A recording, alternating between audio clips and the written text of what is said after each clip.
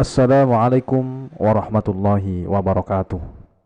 Anak-anakku sekalian, pada video kali ini kita akan melanjutkan pembelajaran selanjutnya Mabadi' Fikih yang akan membahas tentang masalah-masalah fikih untuk pemula.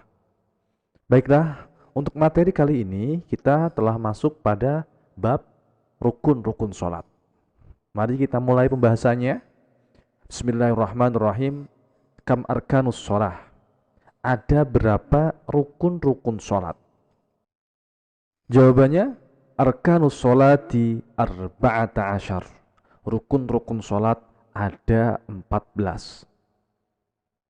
Sebelum kita melanjutkan, kita harus mengetahui apa itu rukun. Yang dimaksud dengan rukun sholat di sini adalah sesuatu yang wajib dikerjakan, baik itu secara ucapan maupun perbuatan yang ada di dalam sholat. Jika salah satu dari rukun ini ditinggalkan, maka sholatnya tidak sah. Oleh karena itu, pembahasan kali ini cukup penting untuk diperhatikan karena ini menyangkut dengan sah atau tidaknya sholat kita. Baik, kita masuk pada rukun yang pertama. Al-awwalu al-qiyamu lil-qadiri. Rukun sholat yang pertama yaitu berdiri bagi yang mampu. Ya, di sini dijelaskan berdiri bagi yang mampu berarti ketika kita mampu untuk berdiri, kita wajib sholat dalam keadaan berdiri. Lalu bagaimana kalau tidak mampu? Kalau tidak mampu, baru boleh dengan duduk atau berbaring atau dengan tidur dan lain sebagainya. Tapi yang pertama yaitu dengan berdiri jika kita masih mampu untuk berdiri. Kalau kita masih sehat, kita masih muda, masih kuat, tentu insya Allah kita mampu berdiri. Maka sholat wajib berdiri. Tapi misalnya kalau sakit, kemudian ada masalah sehingga dia tidak mampu untuk berdiri, maka boleh dilakukan dengan duduk ataupun berbaring ataupun dengan tidur. Kemudian rukun yang kedua, ats-tsani, yang kedua an-niyatu yaitu niat. Rukun yang kedua setelah berdiri tegak, kemudian mengucapkan niat. Ya, niat ini diucapkan dan juga diucapkan di dalam hati. Bagaimana niatnya? Ya tergantung sholat apa yang dilakukan. Kalau misalnya kita niat sholat zuhur, usolli fardhu zuhri arba'a raka'atin mustaqbilal kiblati adaan ma'muman lillahi ta'ala. Ya, kemudian setelah niat apa yang dilakukan? Setelah niat ats-tsalitsu, adapun yang ketiga yaitu takbiratul ihram.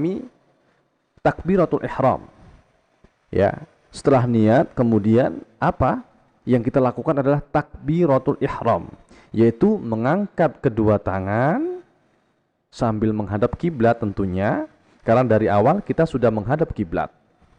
Kemudian mengucapkan lafaz Allahu Akbar. Anak-anakku bisa dilihat sesuai dengan gambar. Ya, ketika kita mengucapkan takbiratul ihram, tangan diangkat, kemudian mengucapkan kalimat Allahu Akbar. Ini adalah rukun yang ketiga. Ar-rabi'u, adapun rukun yang keempat yaitu qiraatul Fatihati, yaitu membaca surah Al-Fatihah. Nah, di sini jumlah ayat di dalam surah Al-Fatihah ada 7 ayat. Itu harus dibaca semuanya. Kalau misalnya kita tidak membaca satu saja, maka sholat kita tidak sah. Ya, bacaan Fatihah bisa dilihat sebagaimana yang ada di dalam video. Bismillahirrahmanirrahim. Alhamdulillahi rabbil alamin. Ar-Rahmanir-Rahim. Maliki yaumiddin. Iyyaka na'budu wa iyyaka nasta'in. Ihdinas siratal mustaqim. Siratal ladzina an'amta 'alaihim ghairil maghdubi 'alaihim waladdallin. Amin. Nah, itulah tadi bacaan surah Al-Fatihah. Karena surah Al-Fatihah ini termasuk dalam rukun sholat, maka kita dituntut untuk benar ketika melafadzkan atau membaca surah ini. Jadi, sangat penting sekali belajar surah Al-Fatihah. Kenapa demikian? Karena surah Al-Fatihah termasuk dalam rukun sholat. Jadi kita dituntut untuk membaca dengan benar. Oleh karena itu anak-anakku sekalian, hendaknya kalian harus belajar membaca Fatihah dengan benar. Bagaimana huruf H, bagaimana huruf H, bagaimana huruf Ra, dan lain sebagainya.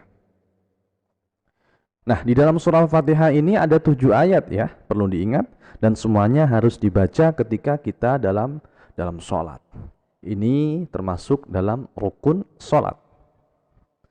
Yang selanjutnya yaitu al-khamisu, adapun yang kelima ar-ruku'u, yaitu ruku'. Yang kelima adalah gerakan ruku', ya. Setelah membaca surah Al-Fatihah kemudian ruku'. Nah, biasanya kalau kita sholat berjamaah kok ada Pak bacaan surah pendek? Yang perlu kita ketahui di sini, surah pendek itu tidak termasuk dalam rukun, tapi sunnah. Jika kita mengerjakan mendapat pahala tambahan, kalau seandainya tidak kita kerjakan, maka tidak apa-apa. Sholat kita sudah sah, walaupun tidak membaca surah pendek. Tapi karena itu sunnah, hendaknya kita juga membacanya. Hendaknya kita juga mengamalkannya. Agar apa? Agar kita mendapatkan pahala tambahan. Nah, yang kita bahas ini adalah rukun-rukun, artinya hal-hal yang tidak boleh kita tinggalkan ketika di dalam sholat. Ya. Yang kelima ini ruku. Jadi kita tidak boleh meninggalkan ruku ketika di dalam sholat. Baik, kita lanjutkan. Yang keenam, as-sadisu al-i'tidalu. Yang keenam, yaitu i'tidal, berdiri dari ruku. Ya. Biasanya apa yang kita baca? Sami'allahu liman hamidah.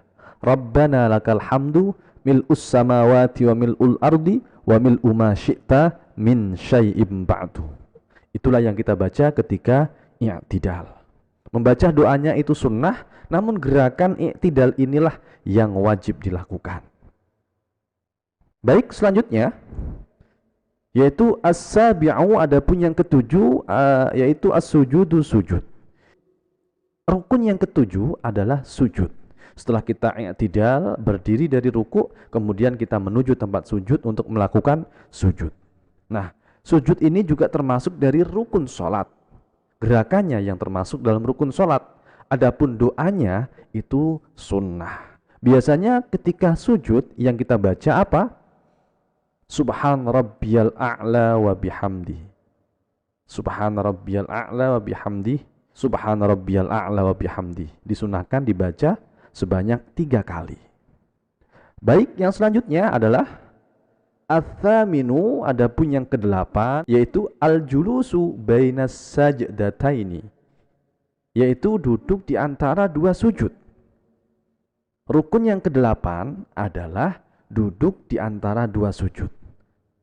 Ketika kita sujud, kemudian kita duduk, inilah yang dinamakan duduk di antara 2 sujud. Ya.